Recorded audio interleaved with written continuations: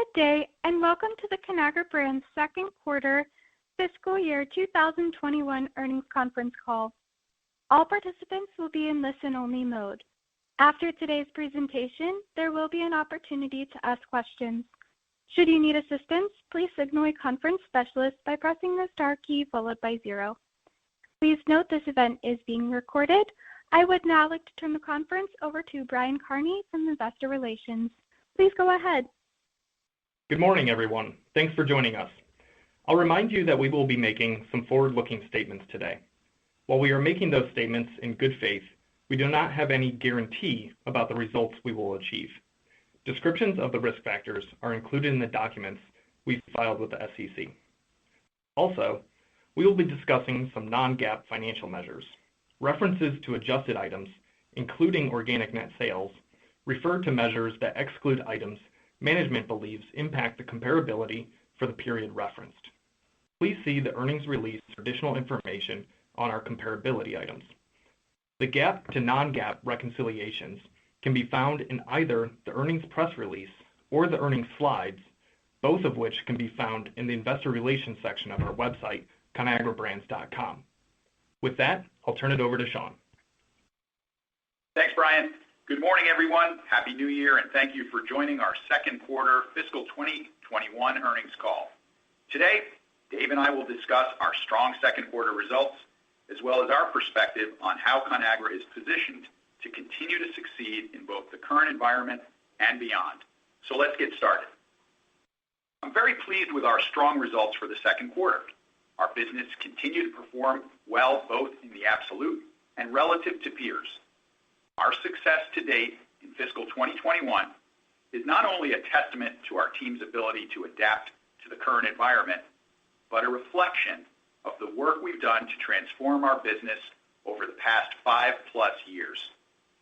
Our ongoing execution of the Conagra Way playbook, perpetually reshaping our portfolio and capabilities for better growth and better margins, has enabled us to rise to the occasion during the COVID-19 pandemic, and that has positioned the business to excel in the future.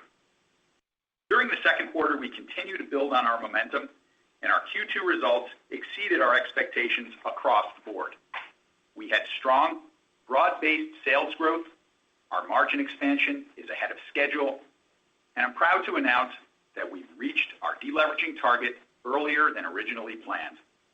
In keeping with our Conagra Way playbook, we continue to optimize the business for long-term value creation during the quarter. We made targeted investments in both production capacity and marketing support to drive the physical and mental availability of our products. We also remained committed to sculpting our portfolio through smart divestments with the agreement shortly after the second quarter closed to sell Peter Pan Peanut Butter. Peter Pan is a very good business, but it's not an investment priority for Conagra given our other portfolio priorities. Finally, we are reaffirming our fiscal 2022 guidance for all metrics. And none of this would be possible without our exceptional team, particularly our frontline workers. So before we dive into the details of the quarter, I want to recognize everyone responsible for the continued extraordinary work of our supply chain. I'm extremely proud of the thousands of hardworking Conagra team members whose dedication has enabled our industry-leading performance. We remain focused on keeping employees safe while meeting the needs of our communities, customers, and consumers. And I'd like to thank everyone at Conagra for making this possible. With that, let's get into the business update. As the table on slide 7 shows, our second quarter results exceeded our expectations across the board. We delivered organic net sales growth of 8.1%, adjusted operating margin of 19.6%, and adjusted EPS of 81 cents. These results enabled us to reach our fiscal 21 net leverage ratio target of 3.6 times ahead of schedule. During the second quarter, we continued to drive significant growth across our retail business. Total Conagra retail sales grew 10.4% year over year, with strong growth across each of our snacks, frozen, and staples portfolios. Our results were driven by continued success in expanding our presence with consumers and gaining share. Total Conagra household penetration grew 14 basis points versus a year ago, and our category share increased 26 basis points. Critical to our ability to sustain our growing relevancy with consumers is the physical availability of our products, whether through brick and mortar or online. And slide 9 demonstrates how our ongoing investments in e-commerce have continued to yield results. In the chart on the left, you can see the step change in e-commerce growth for total edibles that has occurred since the onset of the pandemic. But what's really impressive about this chart is the sustainability of our e-commerce performance. We've retained a massive portion of the e-commerce sales we gained at the onset of the pandemic, and our results have outpaced total edible e-commerce growth each quarter. As a result of our sustained success, e-commerce continued its recent trend of steadily increasing as a percentage of our total retail sales, as you can see on the right. While e-commerce growth, both on an absolute basis and as a percent of overall sales, is not a new dynamic for Conagra, this growth has accelerated during COVID-19. In addition to our continued progress in e-commerce, our new innovation generated strong performance during the second quarter. When we began this journey over 5 years ago, we recognized that we had a lot of latent potential in the portfolio. It just had to be modernized. So we set out to aggressively do just that. And you'll recall that we established a goal of having 15% of our annual retail sales come from products launched within the preceding 3 years. As you can see on slide 10, our innovation performance has continued to exceed our 15% goal. And what's equally important is the consistency of our innovation performance. Investments we've made over the last 5 years in our innovation capabilities enabled us to continue launching new products since the pandemic began. Customers trust our innovation track record and rely on our new products to drive consumer trial and overall category growth. Slide 11 drills down on the strength of our recent innovation performance. Compared to last year's first half launches, the products we introduced in the first half of this year have achieved 37% more sales per UPC and 28% more distribution points per UPC during the comparable time period. Product performance highlights include Marie Callender's boasts the #1 branded new item in frozen indulgent single-serve meals. Duncan Hines has delivered the top 3 highest velocity new items in single-serve baking, and our modernized Hungry Man brand is outpacing category growth by more than 2 times. After a strong first half of fiscal 21, we will introduce even more new products that will build distribution in the second half. Expect to hear more about our upcoming product launches at CAG next month. Turning now to slide 12, total Conagra frozen retail sales grew an impressive 8.3% versus a year ago, thanks to strong growth in each of our 4 main frozen categories. Importantly, our terrific frozen vegetables business returned to strong growth in the quarter as we brought on our additional capacity investments online. Slide 13 digs a bit deeper into our largest frozen brand, Birds Eye. Birds Eye is a cornerstone of the important frozen vegetables segment, with a #1 position in the category and more than twice the category share of the closest branded competitor. Recall that Birds Eye previously faced some supply constraints as we worked to bring new capacity online. And last quarter, I noted that shipments for the brand were a bit ahead of consumption as retailers started rebuilding their inventories. As you can see in the charts on slide 13, Birds Eye returned to form in Q2 as expected. In addition to strong retail sales growth of 7.2% in the quarter, Birds Eye gained an impressive 261 basis points of share from Q1 to Q2. Continuing to slide 14, you can see how Birds Eye has attracted and retained more new buyers than our competition since the pandemic began. Frozen vegetables category remains highly relevant to consumers, and we believe the steps we've taken over the past several quarters to modernize the Birds Eye brand and expand capacity have positioned us well to build on our category leadership. Turning now to another area of strength, our leading portfolio of frozen single-serve meals had another terrific quarter. As you can see on slide 15, Conagra has outperformed peers, driven category growth, and attracted new buyers since the start of the pandemic. As the chart on this slide shows, we have 3 of the top brands in this category from both a trial and repeat perspective. Our snacks business also continued to see strong growth in the quarter. As you can see on slide 16, we delivered double-digit retail sales growth on a year-over-year and 2-year basis in snacking, led by impressive results across popcorn, sweet treats, and meat snacks. We're not just growing, we're winning versus the competition. Slide 17 shows how we grew share year over year in popcorn, meat snacks, hot cocoa, and ready-to-eat pudding and gelatin in the quarter. Our staples portfolio also delivered solid results in Q2. Historically, this portfolio has served primarily as a source of cash for us, but it hasn't been looked at as a growth engine. But slide 18 shows how staples remained highly relevant to consumers in the quarter as people continue to rediscover cooking and the utility, relevance, and value of products in our portfolio. Our basket of the total staples category grew retail sales by 12.7% in the second quarter. People are returning to their kitchens during the pandemic, and new, younger consumers are discovering the joy of cooking. Many of the brands on this slide, including Pam, Rotel, and Hunt's, are cooking utilities and ingredients. As we've discussed before, the current environment has resulted in consumers trying or re-engaging with our products and coming back again and again. And that takes us to what we see going forward and how our business is uniquely set up to win.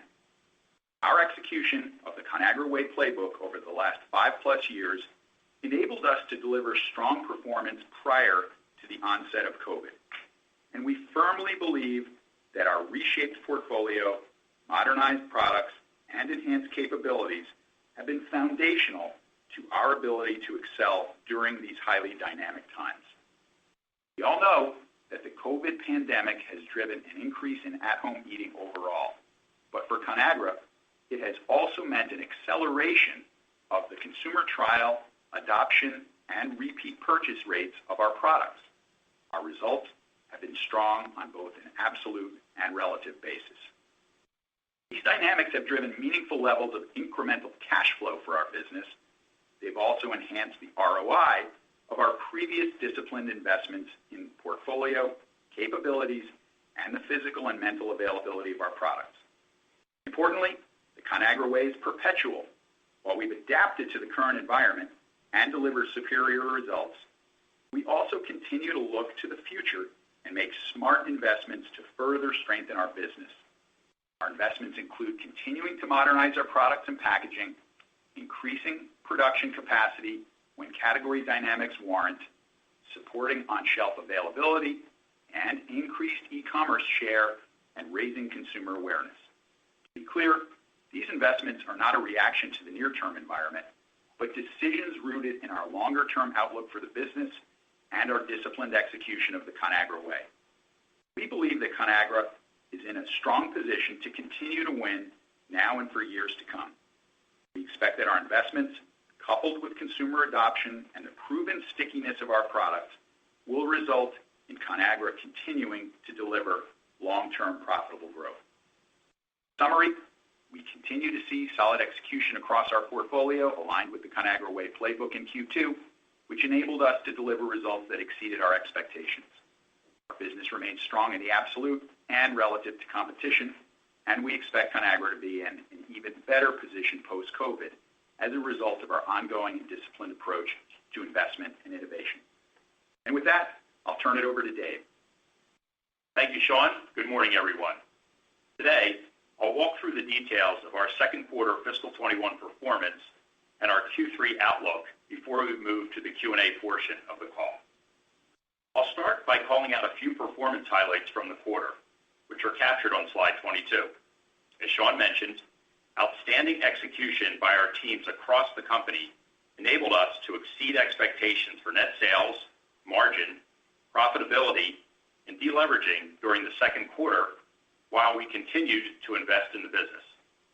Reported and organic net sales for the quarter were up 6.2 and 8.1% respectively versus the same period a year ago. We continued our strong margin performance from Q1 as Q2 adjusted gross margin increased 139 basis points to 29.9%. Adjusted operating margin increased 250 basis points to 19.6%. Adjusted EBITDA increased 16.7% to $712 million in the quarter. And our adjusted diluted EPS grew 28.6% to 81 cents for the second quarter. Slide 23 breaks out the drivers of our 6.2% second quarter net sales growth. As you can see, the 8.1% increase in organic net sales was primarily driven by a 6.6% increase in volume related to the growth of at-home food consumption. The favorable impact of price mix, which was evenly driven by favorable sales mix and less trade merchandising, also contributed to our growth. The strong organic net sales growth was partially offset by the impacts of foreign exchange and a 1.7% net decrease associated with divestitures.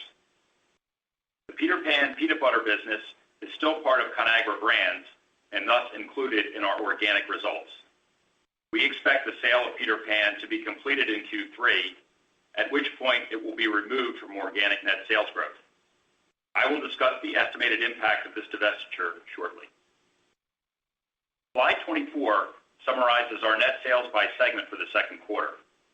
On both a reported and organic basis, we saw continued significant growth in each of our three retail segments: grocery and snacks, refrigerated and frozen, and international. The net sales increase was primarily driven by the increase of at-home food consumption as a result of COVID-19, which benefited our retail segments but negatively impacted our food service segment. The grocery and snack segment experienced strong organic net sales growth of 15.3% in the quarter. The segment's organic net sales growth outpaced its growth in consumption as retailers continued to rebuild inventories. Our refrigerated and frozen segment delivered organic net sales growth of 7.8%. This growth is a testament to our continued modernization and innovation efforts and illustrates the increasingly important role refrigerated and frozen products play in meeting the evolving needs of today's consumers. Turning to the international segment, quarterly organic net sales increased 9.1%. This segment experienced particularly strong growth in both Canada and Mexico. This quarter, our food service segment reported a 21.4% organic net sales decline, primarily driven by a volume decrease of 25.3% due to less restaurant traffic as a result of COVID-19. Slide 25 outlines the adjusted operating margin bridge for the quarter versus the prior year period. As you can see, in the second quarter, our adjusted operating margin increased 250 basis points to 19.6%. Strong supply chain realized productivity, favorable price mix, cost synergies associated with the Pinnacle Foods acquisition, and fixed cost leverage combined to drive 440 basis points in adjusted operating margin improvement, more than offsetting the impact of cost of goods sold inflation and COVID-related costs in the quarter. Collectively, these drivers resulted in a 139 basis point increase in our adjusted gross margin versus the same period a year ago. A&P increased 4.7% on a dollar basis, primarily due to increases in e-commerce marketing. A&P was flat on a percentage of sales basis this quarter versus Q2 a year ago. Finally, our adjusted SG&A rate was favorable by 110 basis points, primarily as a result of fixed cost leverage on higher net sales, the Pinnacle cost synergies, and temporarily reduced spending as employees work from home and significantly reduce their travel. I want to give you some additional perspective on our margin expansion. As I just mentioned, operating margin expanded 250 basis points for the quarter, well ahead of our expectations.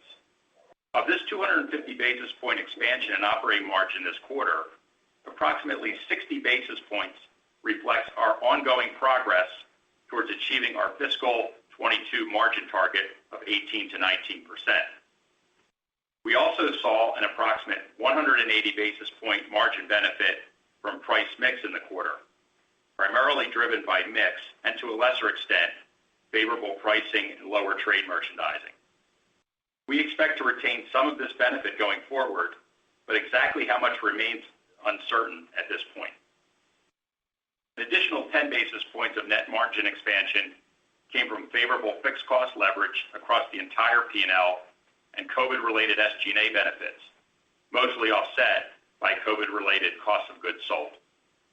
We do not expect this net benefit to repeat next year. Slide 26 summarizes our adjusted operating profit and margin by segment for the second quarter. Our three retail segments saw operating profits increase by double-digit percentages versus the same period a year ago. Each retail segment benefited from higher organic net sales and strong supply chain realized productivity. In the food service segment, however, operating profit decreased due to the COVID-related impacts of lower organic net sales and higher input costs that more than offset the impacts of favorable supply chain realized productivity and cost synergies. Overall, we're pleased with the continuation of the strong Q1 margin results into the second quarter, which are anchored by core productivity and benefits from the Pinnacle acquisition we expected to see. Turning to slide 27, we've outlined the drivers of our second quarter adjusted diluted EPS growth versus the same period a year ago. EPS increased 28.6% to 81 cents. The growth in the quarter was primarily driven by the increase in adjusted operating profit associated with the net sales increase and margin expansion, and also benefited from a decrease in net interest expense as we've continued to reduce debt as prioritized. Slide 28 highlights our significant progress on the overall synergy capture since the close of the Pinnacle Foods acquisition during the second quarter of fiscal 19. We captured an incremental $27 million in savings during the most recent quarter, bringing total cumulative synergies to $246 million. As a reminder, the majority of total synergies to date have been in SG&A. Cost of goods sold synergies have started to be a bigger portion of our synergy capture the last 2 quarters, and we expect them to make up a majority of our synergies going forward. We remain pleased with the team's progress in capturing synergies and remain on track to achieve our fiscal 22 synergy targets. Slide 29 shows the strong progress we've made to date to achieve our deleveraging targets. Since the close of the Pinnacle acquisition in the second quarter of fiscal 19 through the end of the second quarter of fiscal 21, we have reduced total gross debt by $2.3 billion, resulting in net debt of $9.2 billion. We are pleased to report that at the end of the second quarter, we achieved our net leverage ratio target of 3.6 times, down from 5 times at the closing of the Pinnacle acquisition and 3.7 times at the end of the first quarter of fiscal 21. Strong, consistent improvements in debt reduction, coupled with robust earnings, enabled us to achieve this net leverage ratio target ahead of schedule. Looking ahead, we will continue to be focused on executing a balanced capital allocation policy. We remain committed to solid investment-grade credit ratings as we continue to be opportunistic using our balance sheet to drive shareholder value, such as our increased investment in CapEx and the recent 29% dividend increase. Slide 30 summarizes our outlook. As Sean and I have both said throughout this presentation, we believe in the strength of Conagra's future. While we're confident in the quarters ahead and that Conagra will continue to excel beyond the COVID-19 environment, the sustained impact of COVID-19 remains dynamic and continues to make near-term forecasting with specificity a challenge. We expect a continuation of elevated retail demand and reduced food service demand compared to historic pre-COVID-19 demand levels. We are currently seeing both of these trends continue in the third quarter to date.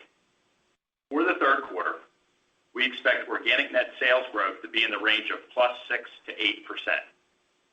We expect Q3 operating margin to be in the range of 16 to 16.5%, implying a year-over-year increase of 30 to 80 basis points. This estimate includes an expected acceleration of our A&P investment in e-commerce marketing that we started in Q2, reducing the estimated year-over-year Q3 operating margin expansion. As a reminder, Q3 operating margins are historically lower than Q2 operating margins, given the leverage impact on the seasonality of sales. Given these sales and margin factors, along with expected improvement in below-the-line items, we expect to deliver third quarter adjusted EPS in the range of 56 to 60 cents. Our third quarter guidance also continues to assume that the end-to-end supply chain operates effectively during this period of heightened demand. As outlined in our earnings release, our third quarter guidance does not yet include any impacts from the pending sale of the Peter Pan business. We are selling the business for approximately $102 million, and the expected annualized impact of the divestiture is a reduction of approximately $110 million of net sales and 3 cents of adjusted EPS. Lastly, we are reaffirming all metrics of our fiscal 22 guidance, which also excludes the impact of the pending sale of Peter Pan. We look forward to presenting again next month at CAG, where we will provide another update on our progress in executing the Conagra Way. We hope you'll join us. Thanks for listening, everyone. That concludes my remarks this morning. I'll now pass it to the operator to open it up for questions. Thank you. We will now begin the question and answer session.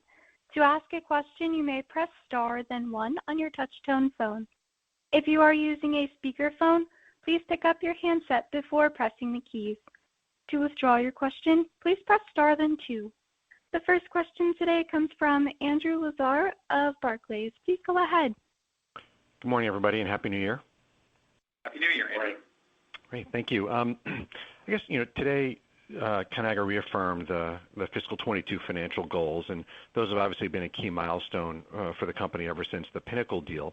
And with fiscal 22, really at this point rapidly approaching, as well as all the uncertainty around, operating in the current environment, I guess, Sean, what can you offer to sort of assure investors that Conagra can not only reach its fiscal 22 targets, but I guess more importantly, do it in a way that enables the company to deliver sustainable growth thereafter? As that's a question that I know I've been getting, quite a bit these days. And as part of that, I saw, A&P was up in the quarter, and you mentioned that we should expect that to continue into the fiscal third quarter.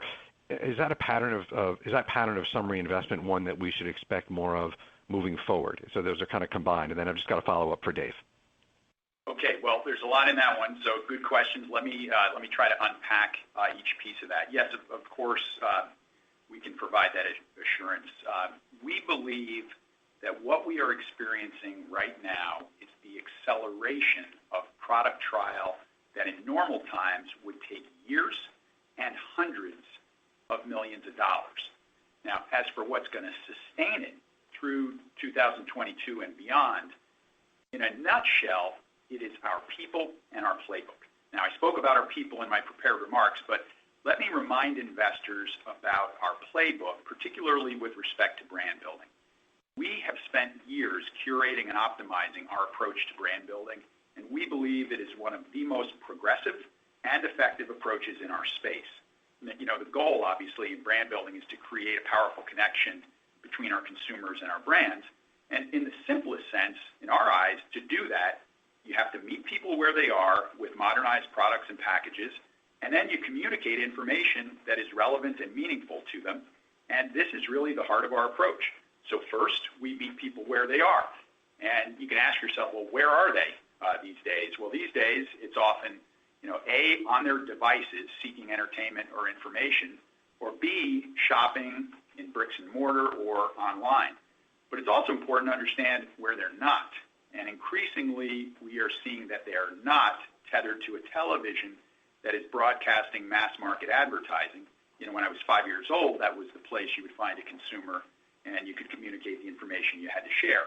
But obviously, if that were our approach today and it were so monolithic, we wouldn't be finding a lot of consumers, especially not a lot of young consumers who we are very, very focused on because there are significant sustainable demographic tailwinds there that I've spoken about before. So instead, we reach our consumers in a diversity of locales, from online to in-store to on TV to on radio and more. And then with respect to communicating the information that's relevant and meaningful to them, it starts, as you've all heard me talk many times, with a very modernized product and package design, and then a succinct, provocative message around the appealing product benefit. That's our playbook. It works, and it will continue to work, and it's why our growth rates, our innovation performance, our trial, our repeat, our depth of repeat metrics are often outpacing our competitors. So, in the simplest sense, what we are asserting here is that modern, high-quality products with great online and in-store presence, supported by provocative and targeted messaging, will beat outdated, lower-quality products with weak online or in-store presence, but lots of broadcast media every single time. And then lastly, the last part of your question, our total brand investment already it has been at a strong level, and it remains strong. But yes, it is variable, and in any given quarter, we can flex it based on the circumstance of the quarter. So recall when supply was constrained, we dialed back. When supply is ample and we see good ROI opportunities, we can flex it up. And by the way, we can flex it above or below the line, as you've seen. But overall, I would say the level is in a good place, and I think the strong results that you're seeing, not just in the absolute, but relative to competition, shows that. Great. Thank you for that. And then, Dave, just quick follow-up. Can you walk us through again how the operating margin goes from where it landed in fiscal Q2 to your forecast for Q3? As you mentioned, it represents a pretty substantial sequential step down. And is that purely just the marketing aspect, or are there other factors we need to take into account there? And maybe it's commodity or commodities which have spiked a bit and things of that nature. Yeah, Andrew, let me try to break that down. First, as I mentioned in my remarks, the normal cadence of operating margin from the second quarter to the third quarter always shows a step down as we exit the holiday season and lose some of the operating leverage from the lower overall sales dollars. Second, when you look at Q3 operating margin a year ago, there were some benefits from reduced incentive comp accrual and SG&A a year ago in Q3.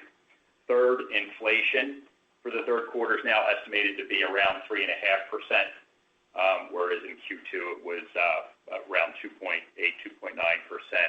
And then lastly, as we just discussed, we are accelerating our A&P investment in the third quarter to support increased e-commerce marketing that we started in Q2. So we expect double-digit increase in A&P in the third quarter versus a year ago. So they're really the factors. And with that, though, we still, with our guidance, we're implying a 30 to 80 basis point improvement in operating margin in the third quarter. Great. Thanks very much, everybody. Thank you. Next question comes from Ken Goldman of J.P. Morgan. Please go ahead.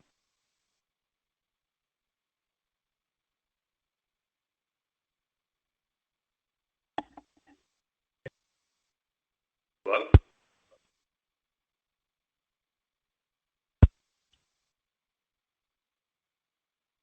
Apologies. It looks like David Palmer is the next question. Please go ahead. Thanks. A bit of a follow-up to Andrew's question.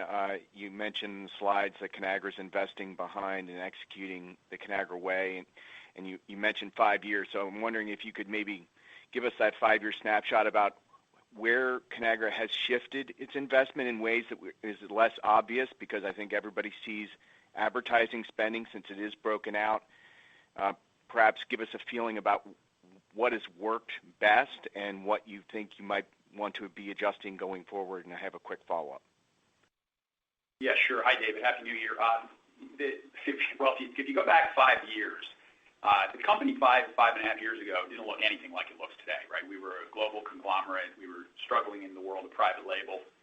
We were trying to be a lot of things to a lot of people. Today, we are a focused, pure-play, largely North American company, and we play in 3 spaces. Frozen. We play in snacks, and it's a very unique snack business with a lot of neglected codes, as we call it. and we play in staples, and that's pretty much the portfolio. And over the last 5 years, the heavy lift was in the early days where we had to tackle value over volume, and that was painful but necessary to go through to purge out low-quality volume and establish a new foundation. But it put us in a position to then layer on outstanding innovation on a much stronger base. And we started, as you know, with frozen, and we have what we believe is the leading frozen portfolio in North America that has been growing incredibly robustly. It is a centerpiece of our investment and our innovation effort, and that will continue because we are in the early innings of frozen success. And as I pointed out at CAG last year, when you look at the demographic tailwinds we have from millennials as they form households, and we know they're already big users of frozen, but then when they form households, have the first child and then additional children, the per capita consumption of those households goes up and up and up again. So that's frozen. Our snacks business, we really rebased that a couple of years ago, and we said we're going to stand up a snack company. We run it like a snack company, and the performance there has just been outstanding. It's been both organic and it's been through M&A, and we think that playbook will continue. It's a high-growth, high-margin business, and we've got extremely strong relative market shares in that space. So that will also continue, and that remains the other, probably our second priority in terms of investment. And again, these investments come below the line and above the line. It's all about the combination of physical and mental availability and meeting people where they are, as I just pointed out. But the third piece is one of the more interesting pieces during and post-pandemic, which is our staples portfolio. You know, about a third of our retail business in staples, which historically was a cash managed for cash type of business. But these products here are not, there are a lot of products that are not fundamentally different from what you might see at some of our peer companies like a McCormick, where, you know, spices are utilities in the cooking process no differently than a can of Rotel or Pam cooking spray is a utility in the cooking process. And to some degree, those products go as cooking goes. And what's happening right now is cooking is in a very, very good place, not just because of the older generations who've always been more established in terms of cooking behavior, but the fact that these younger households have learned to kind of be comfortable in their own home, have explored their culinary and built their culinary skills out, and are absolutely enamored with recipes and cooking right now.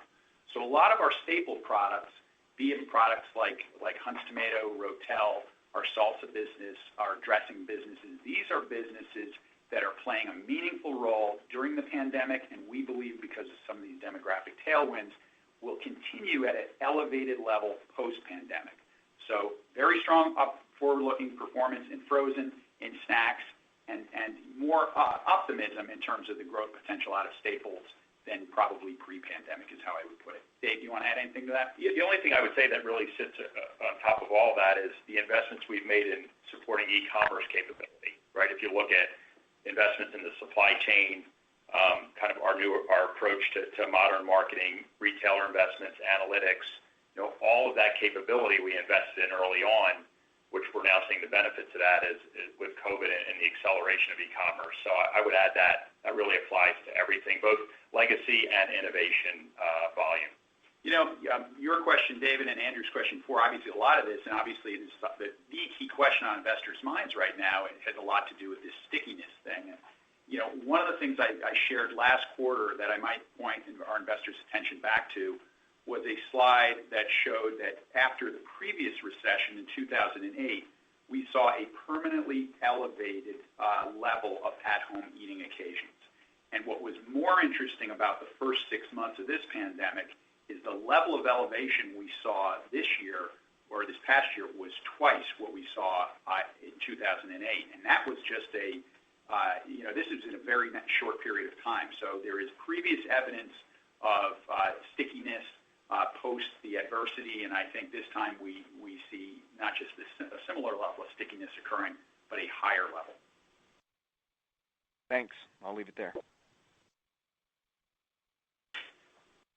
The next question is from Ken Goldman of JP Morgan. Please go ahead. Hi, can you hear me this time? Hey, Ken. Hey, Ken. Hey, guys. Thanks so much for your patience. Sorry about that.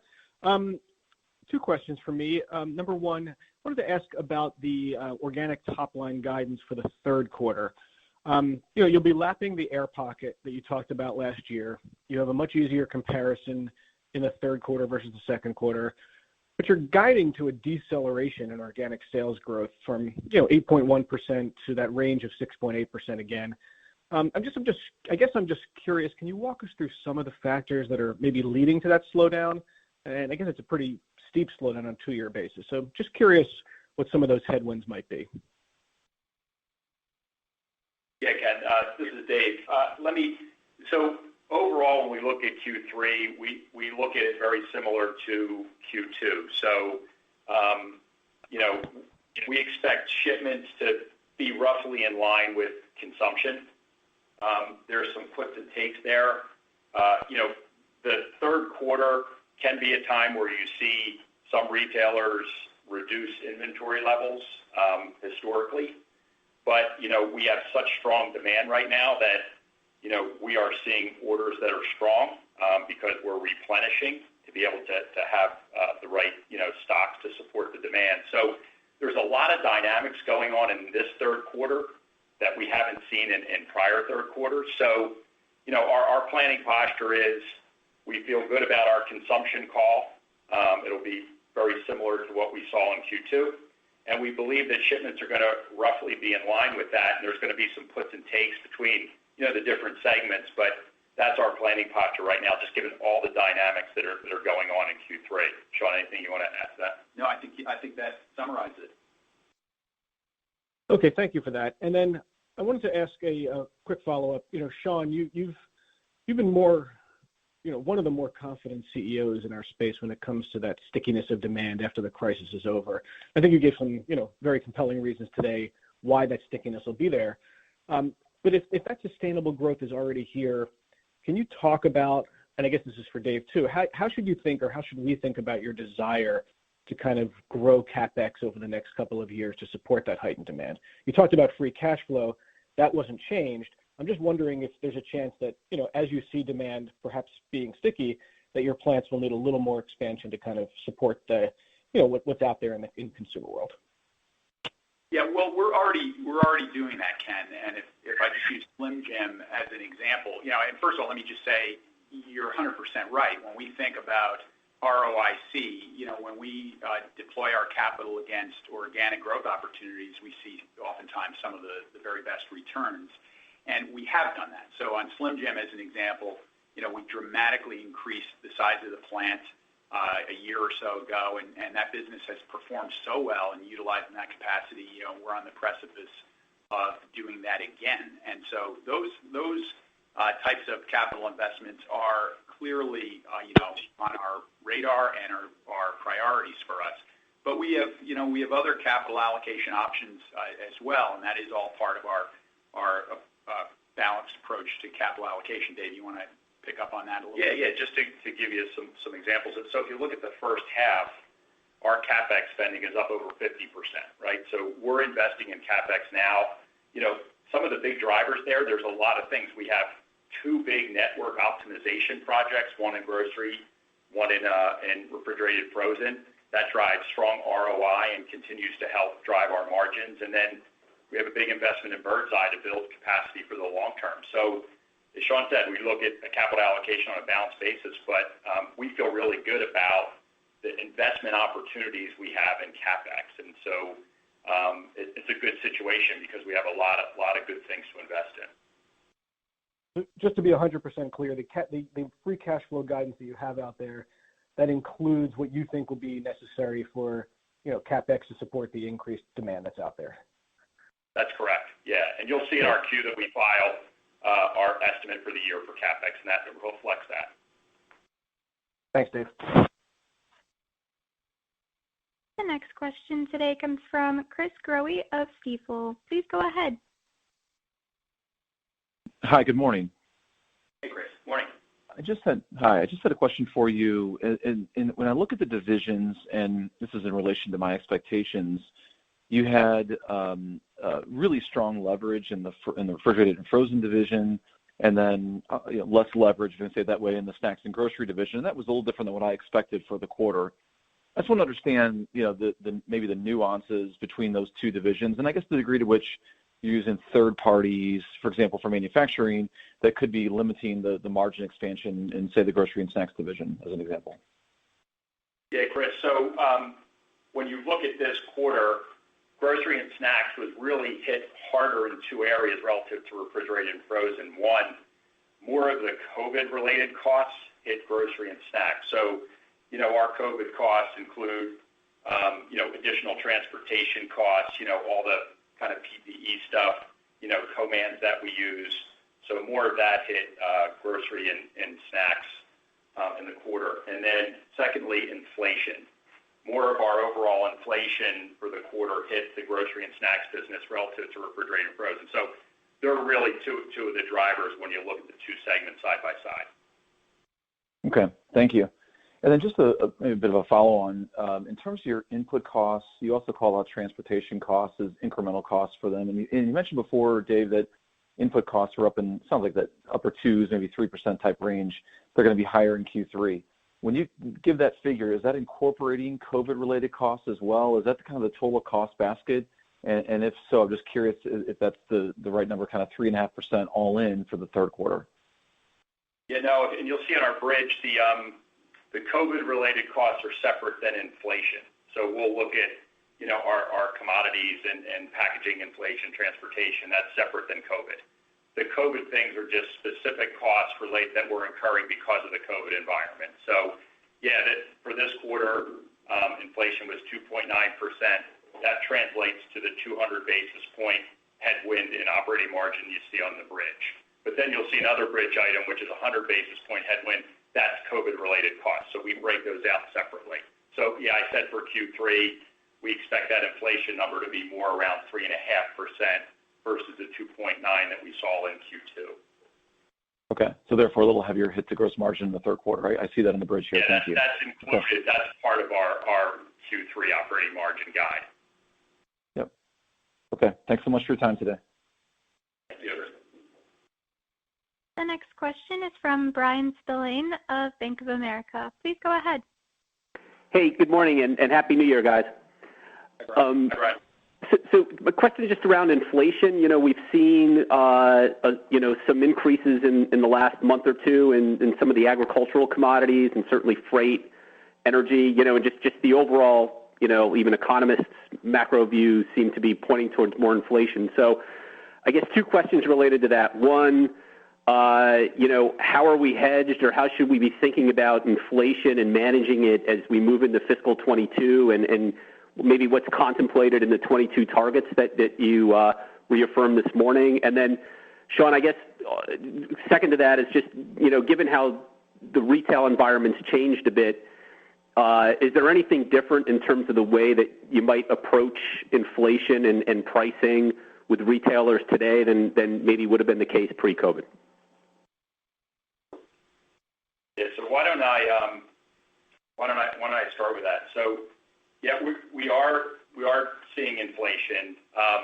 From a procurement perspective, our procurement department is very experienced, and we're looking at every area, every commodity, and we're taking positions where we feel like there's opportunities to do that. So that's really part of our ongoing kind of process. So at this point, obviously, we're looking at fiscal 21, but we'll even have positions that go into fiscal 22. So that's all part of our internal process that we always have.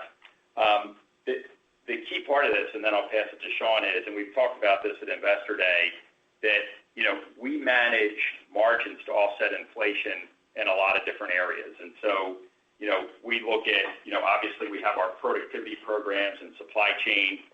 We have our margin accretive innovation, our pricing, trade optimization, our mix, and then the way we can sculpt margin through M&A. And so we're obviously looking at all those levers. And then more recently, obviously with Pinnacle and the synergies that we're getting out of that, that's helping drive margin plus the fixed overhead absorption we're getting from the higher volumes from COVID. So that all comes into play as we think about margin from a macro level. Sean, anything to? Yeah, no, I think just reemphasizing integrated margin management is a capability we put in place a number of years ago. It is multifaceted. It is how we offset inflation. The only thing that I would point out that's potentially different, Brian, or emphasis is a bit different post-COVID is brand mix. Specifically, the staples business, which is stronger today, and these cooking utilities that we expect to remain a bit stronger because of these millennials cooking at home, those tend to be extremely or relatively strong margins for us. So that's good brand mix for us, and that's just that's fortunate that piece of the portfolio and these younger consumers engaging in cooking habits. And really liking our number one brands in that space, that's a positive overall in terms of integrated margin management. And Sean, can you remind us, just in a period where there's just more general inflation across all parts of the economy, so it's not just agricultural, but if we're going to go into a situation where with all the government spending, there's just going to be just more general inflation, which we haven't experienced in a really long time. Typically, that's an environment that makes it a lot easier for the industry to cover inflation. Is that right? Well, within the six traditional levers that we lean on to kind of offset any kind of margin compression, the one that you're really poking at there is pricing. And the language we use internally is inflation justified pricing. Our view is always that if inflation justifies it, we will seek to take pricing. And, that's kind of always been our approach. It's never, a joyous walk in the park, as you all know, but it is something that principally we as manufacturers have to do because we need to continue to make these investments in our innovation so that we can keep these categories growing and keep the retailers happy. And it's difficult to do that if inflation comes and you cannot take inflation-justified pricing. All right. Thanks, Sean. Thanks, guys. Thank you, Brian. The next question comes from Jason English with Goldman Sachs. Please go ahead. Hey, good morning, folks. Happy New Year and congrats on a strong quarter. Jason, I wanted to come back first to Brian's question. As part of his question, he asked you what was embedded, what inflation assumptions embedded in your fiscal 22 guidance. I didn't hear the answer to that. Can you provide us that answer? Yeah, we're not giving specifics on fiscal 22 as it relates to inflation right now, Jason, but we reaffirmed fiscal 22, so you can assume that we're looking at different ranges of outcomes for inflation, but we're not disclosing it at this point. Okay, understood. And Dave, you mentioned one lever is to sculpt margin through M&A. Can you go a little bit deeper on what you mean by that? And also talk about your M&A appetite now that you've effectively hit your leverage target much faster than expected. Does that open up more aperture? Is there appetite there for you to be back in the market pursuing acquisitions? Yeah, Jason, Sean, let me just take it from the top in terms of kind of our philosophy on M&A. Obviously, we've been very active in the last 5 years with inbound stuff and outbound stuff. And, when we do that, both ways, it is, we consider it as we're reshaping the portfolio for better growth and better margins. And so, items that come in, brands that come in, not only need to be strategic, but ideally will help us in terms of our forward-looking growth rates and margins.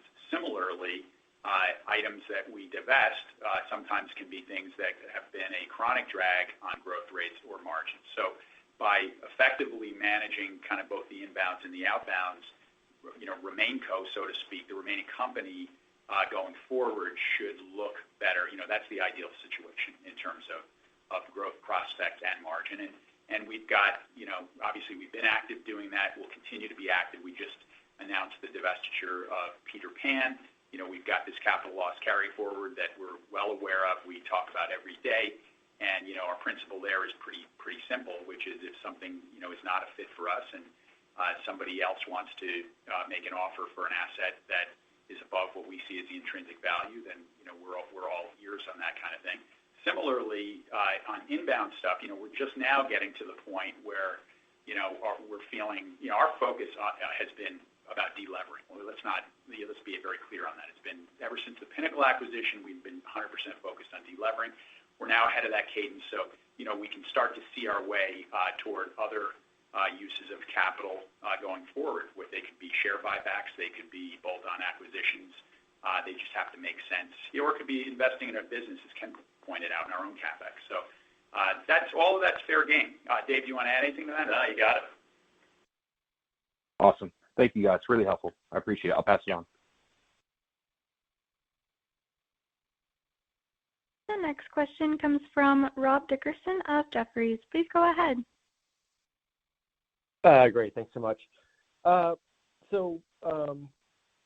just want to focus a little bit on the fiscal 22 targets. Obviously, as you said, we can see, right, the margin targets coming in ahead of plan, leverage target is coming in ahead of plan. But then we're also all kind of talking about, the inflationary effects potentially this year, and then it sounds like you think you can hold on some of the pricing benefits you've already received, but then we have to combine that with some, or let's say less, fixed cost leverage as we think about next year. So it seems like kind of what's implied in all of it is, our targets, aren't changing, but the targets, that we have are still slightly below where we've come in the first half of this year. So it sounds like just kind of where you sit now, your visibility, all things considered, you just pointed to this, Dave, in terms of your sensitivity analysis, right? As you look forward next year, all things netted out, you say, yeah, we might have to give some of this back, we might have to give some of that back, but kind of net relative to where we were last year, we feel just as good or maybe stronger, about hitting those margin targets, while at the same time as we continue to see kind of sales revise upwards. So kind of net, what I'm asking is, like, why wouldn't, not just the margin piece, but why wouldn't kind of the operating, profit dollars in fiscal 22 be higher than you even thought they would have been, a year and a half ago? A lot in there, but. Yeah, so let me take a shot at that, Rob. So obviously, starting at the top of fiscal 22, how we come out, post-COVID and what the stickiness is obviously impacts the top line, and that drives the sales dollars and then the gross profit, operating profit dollars, right? So, but if you kind of step back and you look at this quarter, and let me just take this Q2 and dissect it a little bit differently so you can get an understanding of kind of what's happening in margin. If you look at, we improved operating margin 250 basis points this quarter, and there's three buckets, okay? The first bucket is improvement that we got that's not going to stay with us, and that's 10 basis points of the 250. And what is that? That's all this COVID stuff. It's the COVID costs that are a bad guy. It's the lower SG&A from COVID because we're not traveling, which is a good guy. It's favorable absorption across the P&L, which is a good guy. You net all that stuff together, that's 10 basis points of benefit we got this quarter that's not going to recur. The second bucket is what is going to recur, and that's our core productivity.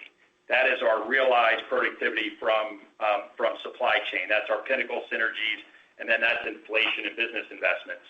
For the quarter, the net benefit of that was 60 basis points, and those programs will continue to go.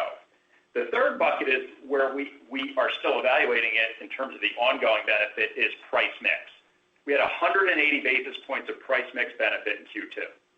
Now, the majority of that was mix, and a lot of that's from volume. So there is a part of that will not recur. But there's also a benefit from less merchandising and pricing in there, and some of that will recur, but we're not quantifying what amount of the 180 will recur. So I say it that way because it's hard to look at some of these numbers sometimes and really understand what's ongoing versus what's not. So hopefully that's a little helpful, kind of looking at this quarter and thinking how it could apply. But all that kind of goes into the mixer, obviously inflation, everything else we're looking at as we run scenarios to give us the confidence to reaffirm 22. Okay, got it. It's helpful. And then I guess just quickly coming back to the cash piece and cash allocation, the leverage targets ahead of schedule, ramp the dividend impressively, and then obviously a lot of talk around capacity and CapEx needs. But just kind of given valuation of the stock, and you're seeing, maybe other companies within the space, continue to announce ongoing repurchase programs, and there's more activity in the space. Like, why not, be more proactive around buying your stock back? And that's all. Thanks. Yeah, Rob, it's Sean. Obviously, buybacks have been part of our repertoire before, and undoubtedly, will be again. In any given window, it's all about the relative appeal of these capital allocation options, and obviously stock price factors into that one that you raised. So, obviously this is clearly an option for us, and one that we will weigh against our other options. All right, fair enough. Thanks a lot. Thanks, Rob. This concludes our question and answer session. I would like to turn the conference back over to Brian Kearney for any closing remarks. Great, thank you. So as a reminder, this call has been recorded and will be archived on the web as detailed in our press release. The IR team is available for any follow-up discussions that anyone may have. Thank you for your interest in Conagra Brands. The conference is now concluded. Thank you for attending today's presentation. You may now disconnect.